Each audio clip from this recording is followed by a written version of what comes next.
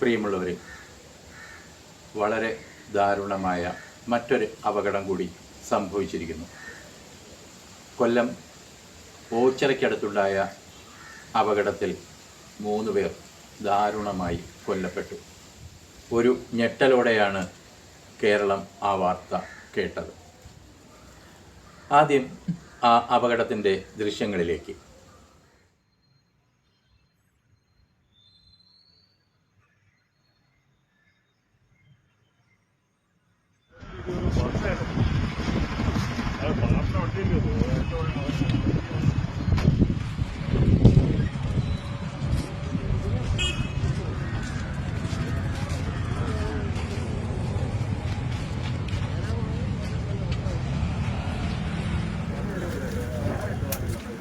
ഈ അപകടത്തിൻ്റെ കാരണങ്ങളെക്കുറിച്ചല്ല ഞാനിവിടെ ചർച്ച ചെയ്യുന്നത്. ഈ അപകടത്തിൻ്റെ കാര്യങ്ങളെക്കുറിച്ച് എൻഫോഴ്സ്മെൻറ്റ് RTO ദിലു സാറിൻ്റെ നേതൃത്വത്തിൽ അന്വേഷണം നടന്നു വരുന്നു. അപകടം റീക്രിയേറ്റ് ചെയ്തും പരീക്ഷണങ്ങൾ നടക്കുന്നുണ്ട്. അവരെത്രയും പെട്ടെന്ന് അത് കണ്ടെത്തും എന്ന് പ്രതീക്ഷിക്കുന്നു. അവരത് കണ്ടെത്തട്ടെ. ഈ അപകടം ഇത്ര ഭീകരമായി സംഭവിച്ചത് എന്തുകൊണ്ടാണ് എന്നാണ് ഇവിടെ ചർച്ച ചെയ്യുന്നത്. നാമൊക്കെ സ്കൂളിൽ പഠിച്ചിട്ടുള്ള മൊമെൻ്റത്തെക്കുറിച്ചാണ് എനിക്ക് ആദ്യം പറയാനുള്ളത്. ആക്കമെന്ന് മലയാളത്തിൽ പറയും. ചലിക്കുന്ന വസ്തുവിനെ സംബന്ധിച്ച് അതിൻ്റെ ഭാരത്തെ അതിൻ്റെ വേഗത കൊണ്ട് ഗുണിച്ചാൽ കിട്ടുന്ന തുകയാണ് ഈ ആക്കം അഥവാ മൊമെൻ്റം എന്ന് പറയുന്നത്. നമ്മുടെ നിത്യജീവിതത്തിൽ ഇത് എങ്ങനെയാണ് പ്രയോഗിക്കപ്പെടുന്നത് എന്ന് നമ്മളിൽ പലർക്കും അറിയില്ല എന്നതാണ്. ഭാരം കൂടുമ്പോഴും വേഗത കൂടുമ്പോഴും മൊമെൻ്റത്തിന് എന്ത് മാറ്റമാണ് സംഭവിക്കുന്നത് എന്ന് നമുക്ക് നോക്കാം. എൻ്റെ കയ്യിൽ ഒരു ചെറിയ ഗോലിയുണ്ട്. ഞാനിത് ഒരു പ്രത്യേക ഉയരത്തിൽ നിന്ന് ഈ പൂഴിയിലേക്ക് ഇടുകയാണ്. നോക്കൂ, അത് കുറച്ച് മാത്രമാണ് താഴോട്ട്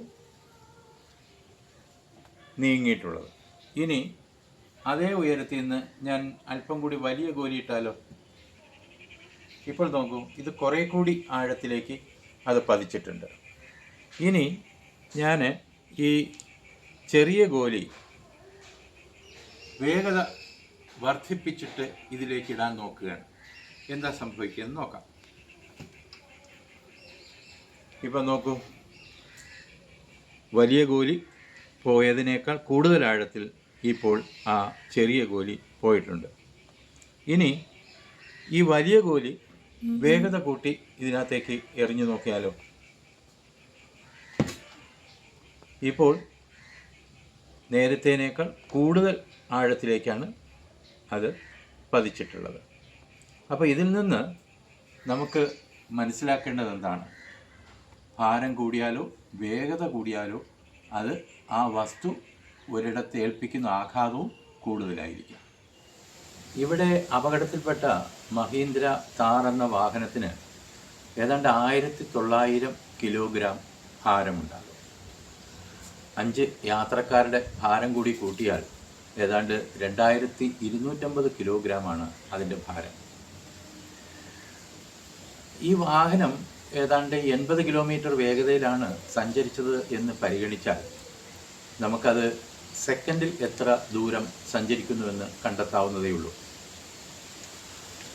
80 × 1000 ഭാഗം 3600. 3600 എന്ന് പറയുന്നത് അതിനെ ആദ്യം മിനിറ്റാക്കിയും പിന്നീട് സെക്കൻഡാക്കിയും ഭാഗിക്കുമ്പോൾ നമുക്ക് സെക്കൻഡിൽ എത്ര ദൂരം ഇത് സഞ്ചരിക്കുന്നു എന്ന് കിട്ടും. അതേതാണ്ട് 22 മീറ്ററിലധികം ഈ വാഹനം ഒരു സെക്കൻഡിൽ സഞ്ചരിക്കുന്നുണ്ട് എന്നർത്ഥം. അങ്ങനെയെങ്കിൽ നമുക്കതിൻ്റെ മൊമെൻ്റം കണക്കാക്കാം. 2250 × 22.22. ഇത് ഗുണിച്ചു കിട്ടിയാൽ നമുക്ക് കിട്ടുന്നത് ഏതാണ്ട് 50,000 കിലോഗ്രാം മീറ്റർ പെർ സെക്കൻഡ് എന്നായിരിക്കും കിട്ടുക. ഇത് ഒരു നിർത്തിയിട്ടിരിക്കുന്ന വാഹനത്തിലോ അല്ലെങ്കിൽ ഒരു മതിലിലോ ആണ് ചെന്നിരിക്കുന്നതെങ്കിൽ ഇത്രയും ആഘാതം മാത്രമേ ആ വാഹനത്തിലുള്ളവർക്കും വാഹനത്തിനും സംഭവിക്കുകയുള്ളൂ.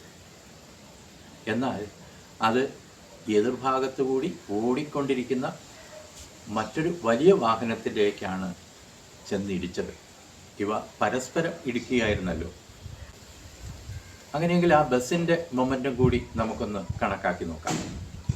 ഈ അപകടത്തിൽപ്പെട്ട ബസ് ഏതാണ്ട് 60 കിലോമീറ്റർ വേഗതയിലാണ് സഞ്ചരിച്ചതെന്ന് പരിഗണിച്ചാൽ ഏതാണ്ട് 16 മീറ്ററിലധികം ഈ ബസ് ഒരു സെക്കൻഡിൽ സഞ്ചരിക്കുന്നു എന്നാണ് അർത്ഥം. ഈ വാഹനം ടാറ്റ എന്ന കമ്പനിയാണ് നിർമ്മിച്ചത്. ഈ വാഹനത്തിന് ഏതാണ്ട് 18,000-19,000 കിലോഗ്രാം ഭാരം യാത്രക്കാർ ഉൾപ്പെടെ ഉണ്ടാകും. അങ്ങനെയെങ്കിൽ ഈ വാഹനം ഉണ്ടാക്കുന്ന ആഘാതം ഏതാണ്ട് 3 ലക്ഷം കിലോഗ്രാം മീറ്റർ പെർ സെക്കൻഡ് ആയിരിക്കും. അപ്പോൾ ഈ രണ്ട് വാഹനങ്ങൾ കൂടി പരസ്പരം കൂട്ടിയിടിച്ചാൽ എന്തുമാത്രം ആഘാതമായിരിക്കും ഉണ്ടാകുക എന്ന് ഊഹിക്കാമല്ലോ. മറ്റൊരു ഉദാഹരണം കൂടി കാണിക്കാം. എൻ്റെ കയ്യിൽ ഒരു പേപ്പർ കൊണ്ടുണ്ടാക്കിയ ഒരു ബോക്സും ഒരു തടിക്കട്ടയുണ്ട്. ഈ തടിക്കട്ടയുടെ പുറത്തേക്ക് ഈ പേപ്പർ ബോക്സ് വീണാൽ എന്ത് സംഭവിക്കുമെന്ന് നോക്കാം. പ്രത്യേകിച്ചൊന്നും സംഭവിച്ചില്ല. ഇത് ചെറുതായിട്ടൊന്ന് ചളുങ്ങി അത് പഴയതുപോലെ തന്നെ ആയി. ഇനി ഈ പേപ്പർ ബോക്സിലേക്ക് ആണ് ഈ തടിക്കട്ട വീഴുന്നതെങ്കിലോ അത് ചളുങ്ങി ഒരു പരുവമായിട്ടുണ്ട്. അപകടത്തിൽപ്പെട്ട കാറ് അത്രമാത്രം ചുരുണ്ടുപോകാനും ബസ്സിന് ഉള്ളിലുള്ളവർക്ക് കാഷ്വാലിറ്റി കുറഞ്ഞിരിക്കാനുമുള്ള കാരണം ബോധ്യമായിട്ടില്ല. ഇനി സമാനമായ മറ്റു ചില അപകടങ്ങൾ കൂടി കാണും.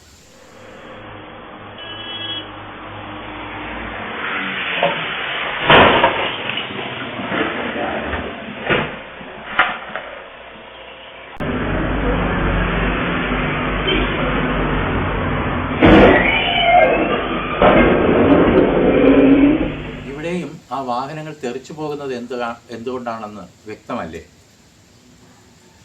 ഈ അവസരത്തിൽ എനിക്ക് ഒരു കാര്യം മാത്രമേ നിങ്ങളോട് പറയാനുള്ളൂ. നമുക്ക് എത്ര എക്സ്പീരിയൻസ് ഉണ്ടായാലും നാളിതുവരെ യാതൊരു അപകടങ്ങളും സംഭവിച്ചിട്ടില്ലെങ്കിലും അപകടങ്ങൾ സംഭവിച്ചുകൂടായികയില്ലല്ലോ. നാം പ്രതീക്ഷിക്കാതെ സംഭവിക്കുന്നത് കൊണ്ടാണല്ലോ അതിന് അപകടങ്ങൾ എന്ന് പറയുന്നത്. റോഡ് നിയമങ്ങൾ നമ്മുടെ രക്ഷയ്ക്ക് വേണ്ടിയിട്ടാണ്. അവ മനസ്സിലാക്കി വാഹനങ്ങൾ കൈകാര്യം ചെയ്യുക. ശുഭയാത്ര.